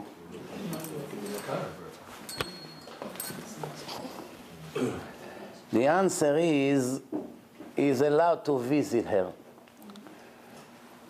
And like he said, maybe you can make her do teshuva before she dies as an idol worshipper and lose her olam haba in eternity. After all, people before they die, they begin to think differently than until now. Sometimes it's the ego. Sometimes it's the status. Sometimes it's the attention they get from all these idol worshippers. But now when they're about to move on to the next world, they don't have time to think about ego and things like that. Maybe it's time to save them. A mother that cheated on the husband, and because of that he got divorced from her. The children are asking if they're allowed to be in touch with such a sinner or no. You have no idea how many times things like this happen, and these questions coming on a daily basis, unfortunately. What should he do? The answer is, according to Shulchan Aruch, based on the words of the Rama, the chief Ashkenazi rabbi of the Ashkenazim, Shulchan Aruch Yoreh De'ah Resh Mem Halacha Yud Chet. It said that you still have to respect a wicked parent. Even though he's a very big wicked person, still have to give them respect. My mother asked me to help her on Friday night because there is guest on the way. She's not ready for Shabbat, but I have to go to davening. I have to pray. I'm going to be late for the davening. What am I going to do now? She's stuck now. She doesn't have enough help. The answer, you must stay and help your mother. It's mitzvah from the Torah, and to go to the shul, it's rabbinical law. Torah and rabbinical law, Torah comes before. Kibud avaim, kibud orim. And worse comes to worse, either you catch a later minyan, if there is, and if not, you pray alone. Still go to shul and pray alone. So like this, you kill two birds with one stone. You did the mitzvah from the Torah, and you did the mitzvah of the tefillah. Okay, not as good, But it's like honest, anus rachmana patre. If you are forced not to do a mitzvah the way you wanted it, you have a legitimate reason, it counts like you did the mitzvah 100% like you wanted. Fantastic. כל העוסק במצווה, פטור מן המצווה. The rules. If you're busy with mitzvah and there's another mitzvah coming in, you are dismissed. You're already busy with mitzvah. Unless if there's nobody to do that mitzvah. You have to go bury someone. Funeral, there's no relatives. And you're learning Torah now. It's much bigger mitzvah to learn Torah than to go bury someone. It's nothing to compare. It's like diamonds and silver. But since there's no one to bury him, now it becomes more urgent. So you close the Torah, you do the mitzvah, and right away you return back to the Torah, and it counts like you sat and learned Torah non-stop. You won't lose. However, if there are other people to bury him, of course it's mitzvah to help them. It's a much bigger mitzvah to stay in yeshiva and learn. One guy in Yeshivat Mir, when Raffinkel alav Shalom, the father who passed away I think a year ago, 2 years ago, he was the Rosh Yeshiva of Mir, one American boy that learns in Mir. He comes to his Rosh Yeshiva, Rabbi Finkel, and he told him, Rabbi, my grandfather is dying. Mamash, they gave him a day or two to live. I want to say goodbye to him before he dies. In 2 weeks from now, the Seder is finishing. Anyway, I'm going to Israel in 2 weeks. The Passover vacation is coming. So I want to go now. At least I get to see my father. Don't worry, Rabbi, I'm going to learn, of course, in Brooklyn, you know, but at least I say goodbye to my grandfather. So the rabbi told him, it's very important to say goodbye to the grandfather, but it's 1,000,000 times more important to learn Torah. In the 2 weeks you won't learn like you are in a Seder, you're going to lose a lot more than you gain. Don't go. We will pray all for your grandfather to feel better, and Bezrat Hashem, if you have to see him, you'll see him in 2 weeks. And if not, you won't see him. You go to his grave, you make sure to do things for his neshama. But the kids are kids, teenagers. He didn't listen to his rabbi. He got on a plane, and he took the plane to JFK. And as soon as he landed in JFK, he turned his cell phone on. He was listening to the messages, and this is what his mother left. Dear Ari, Grandpa just passed away. That was a few hours ago. I'm very lucky now that you're in Israel because we made his body fly to Israel. Wow. The body is on the way to Israel, and you're the only one that we can trust to wait in Ben Gurion Airport and organize the funeral and meet the guy from Chevrat Kadisha and you know, and all this and that. So as soon as he landed, he didn't even call his parents to tell them I'm in New York. He went and paid 3 times more for the tickets for money that he saved, more than $3,000-4,000, you know, to get a ticket from now to now. You know how they rip you off. And he went right back to arrive back to Israel, and he didn't even make it to the funeral. So by the time he arrived to Israel, he wasn't there. So he lost from everything. And 2 weeks later, he had to go back. That's called Da'at Torah. You have a rabbi, he tells you what to do. Tamim tiyem Hashem Elokecha. This is what Hashem wants. Last thing for today, a convert. Does he have an obligation to respect his biological parents after he became a Jew? Technically now they're not his parents anymore. I think yes. Does he have an obligation that Vinny and Christine inviting him to visit, and he comes into their homes and all they see is Christmas trees and crosses everywhere, and the mother holding the baby crying, and he comes into the house and he wants to vomit from these idol worshippers over there? No. Does he have an obligation to respect them or no? No, in fact, they're not even related anymore. Well, that part we understand. Otherwise, we wouldn't ask this question. Yes, yes. Otherwise, he's a The answer, Ben Noach, a Gentile, has an obligation to respect his parents. How come? It's not one of the 7 laws of the Gentiles. The 7 laws of the Gentiles, it's like their 10 commandments. Those are the foundation. Those are the main commandments of the Goyim, of the Gentiles. However, there's about 36 mitzvot altogether that the Gentiles are obligated to keep. There's some good books about the missions of Gentiles in the world and what Ben Noach has to keep, Noachites. However, you should know one thing. Every commandment, every good deed that is required by common sense, human common sense, even though it doesn't say clearly in the 7 commandments of the Gentiles, they automatically are obligated to keep, which means they're not allowed to be violent, to hit people. It's not one of the 7. They're not allowed to make the streets dirty. It's not one of the 7. They have to respect their biological parents as goyim. Tony respect Vini. It's not one of the 7, but it's mandatory. Even the chimpanzee respect his father.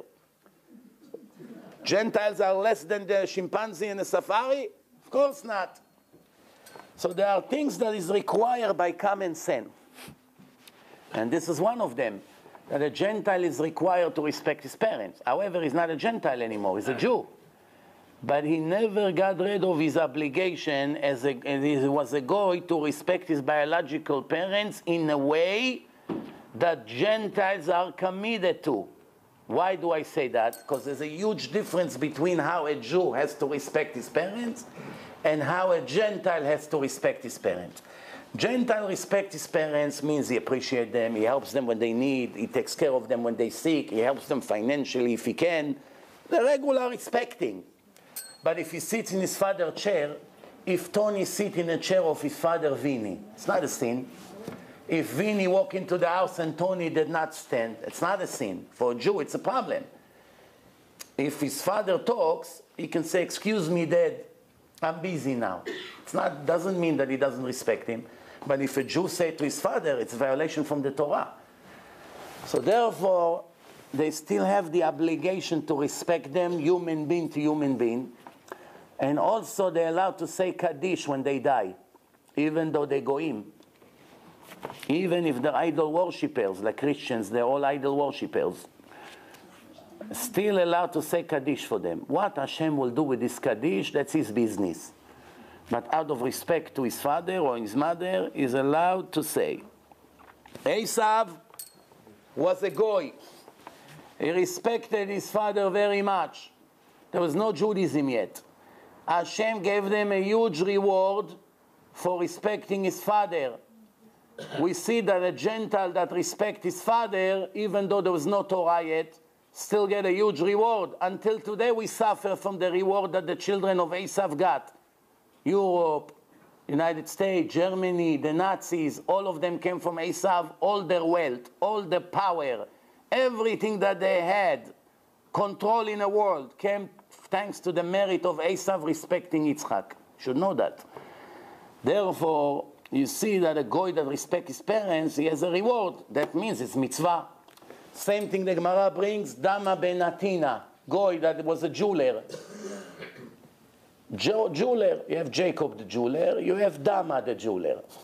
The only difference, Dama didn't drive a Ferrari. So the Gizbarim, the Gabaim of Bet HaMikdash, one stone fell from the Choshen of the Kohen, the tribe of Binyamin. And they were looking for this stone, it's called Yashfeh, like some kind of a ruby, worth millions in our day. They finally arrived to this jeweler, and this jeweler, they made a price, and they said to him, they agree on a price, and he said, "I cannot sell you this stone." He has it, but he cannot sell it. So right away they got panic. "We'll give you more." No, we'll give you more. No. The next day they said, "We're going to have to go and double the price. We must have the stone." They went back to him, and he said to him, "Here is the stone, and the first price I told you, that's the price." Even though now they agreed to pay, 100 times more. So they said to him, "So in that case, why did you bargain with us if you wanted to give it to us for so cheap?" So he said, "That's the price, and I'm not changing prices from customers to customer. And the only reason I didn't want to sell it yesterday because my father was sleeping with his head or his legs on the box. I didn't want to wake him up." The Gemara say that night he had a red cow was born in his barn. Red cow worth $1 billion today. somebody in Texas, you know, would have some John in Texas will have a red cow. He's going to be a multi-billionaire. He comes to the Jews, says, how much are you going to pay me for this red cow? They check it, everything is perfect, red, 100%, no black hair, no cross eyes, nobody puts weight on it, nice, perfect, beautiful. Whoo! You have to sell half of Manhattan to give this John for his red cow. So this Dama Ben Atina became a billionaire in those days thanks to mitzvah of kibud orim, because he respected his father. There's enough evidence in the Talmud and in the Torah that a Gentile that respects his parents, he has a mitzvah. Here the question was not if a Gentile has to respect his parents. That's obvious. The question was now they're not his parents anymore. Do you understand? That means if his mother converted to Judaism, he could have had intimate relationship with her if he wanted, even though she's the mother who gave birth to him, and even though she's 20 years older than him. He had no obligation, no problem. But the Torah say when you convert, you have nothing to do with your siblings, the previous ones. However, the Chachamim, the sages made a decree that no one would marry his sister from the days that he was a goy. If a brother and sister converted and they want to get married, even though they're two strangers to each other now, spiritually, they're all different souls now. She got a soul and he got a different soul. It's like brand new babies. This is how Hashem looks at them. It's brand new babies who were born today. He can be 30 years old, is considered 1 day old in the eyes of Hashem. And they obviously can get married, but because the Goyim, they would see it that Vinny and Christine, two brothers, they got married after they became Jews. They'll go crazy. The Goyim say, what kind of chosen people marry brothers and sisters? Because they don't understand that it doesn't go by biological connection. It goes by souls. That's why Chazal, the Chachamim, made it forbidden. That's what I tell many Jews who marry Goyot. I say to him, you marry this Goya, you like her, you love her, whatever the case is. And then you have a daughter. And one day, 20 years later, your daughter became 20. She went to a lecture, or she went on YouTube, and she found a lecture about intermarriage, and she just realized she's 100% a Goya, even though her father is a Jew. Her mother is Goya, she's a Goya. And she decided to convert. And she made an Orthodox conversion. Technically, you, the father, you can marry her now. Can divorce Christine and marry your daughter Jennifer, that a minute ago was a Goya. They go crazy. What? I'll marry my daughter? Are you crazy? What kind of rabbi you are? I almost got killed in the middle of a lecture for saying it. In a house of a guy that married to a Sicilian Italian woman. He grabbed a fork and jumped on me to stab me in my heart. But there was one DJ sitting over there, saved my life. Shimon Segev, his name. He's alive, not alive. I've never seen him for 15 years already. He grabbed him and saved my life. The pain that it gave him to realize that his children are not his children, that the Torah gave him permission to marry him because they're not considered his children, was a very big shock for him. And then after that, Baruch Hashem, he left his son. His son was a very famous DJ in New York, big Mahti Arabim. I put him in yeshiva in Monsey, and he doesn't give him a rest. He wants him back in a party business in Manhattan. And I realized the only way to make this father leave his son alone is to make a lecture in his house. And the Goyim over there, these children, he has Nuk from a second marriage. His children are not Jewish. I told him, this daughter of yours, in a picture here, if she convert, you'll be able to marry her. So he said, what? I'm going to be able to marry my own daughter? I said, but don't worry, the Chachamim say it's not allowed. But Hashem say it's allowed, because she's not your daughter. How can she be not my daughter? I gave birth to her, I raised her. So it doesn't matter.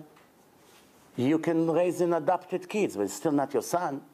You can be a Kohen. You took a Vietnamese kid or African kid from Africa. You raise him, you put yarmulke and peot. It's not your son. You're adopting him, you're raising him, you're doing a lot of nice things to him, but he's not your son. You're a Kohen, he's not a Kohen.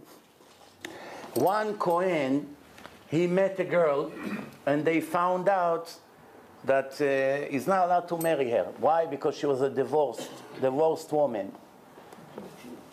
But they madly in love. They go crazy. They go to rabbis. They ended up going to one of Gdolei Ador, one of the Ashkenazim, Rav Eliashiv, Rav Kanievsky, one of the Gdolim. And he said to him, Rabbi, give me permission to marry her. We became religious, why I cannot marry her? So the rabbi said, oh, I'm not God, and I cannot let a Kohen marry a divorced woman, but I'm going to pray that Hashem will make it easy for you. That's the maximum I can do. After a few days, he got a call from his father in New York. They're in Israel now. He got a call from his father in New York, son, I'm dying in a hospital. I have 48 hours to live. Come quickly. I'm in this hospital. He came to the father, and the father with machines, old man. And the father said to him, son, all my life I wanted to tell you this secret, but I just couldn't. Now I have no choice. I must tell you that. I know in 2 hours I'll be dead. You're not really my son. I adopted you when you were a baby. Your parents left you in the orphanage home, and I adopted you, and you're not my son. Now the father is a Kohen. He expected the son to choke him. You ruined my life. He went, yes! He runs to the hospital. His father just told him he's not his son. He runs, he jumps. What happened? I can marry her. That's it. So you should know, person that marry a non-Jewish woman, the children are all goyim and have nothing to do with him when he dies. He goes to one place in Olam Haba and they go to a different world. Even if he pay millions for raising them for their education. When the Torah says someone who comes from a non-Jewish woman is not your son, it wasn't a joke. It's the law. It's not your son. You can raise him. He can be the president of the United States. Doesn't matter. It's not your son. It's not your daughter. It's critical.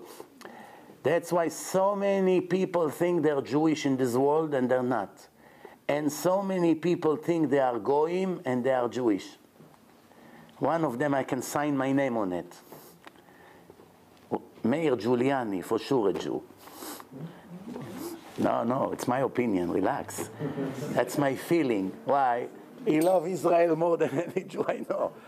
When the Arab gave him a check, $10 million, but he said one word against Israel, $10 million after September 11. He ripped it.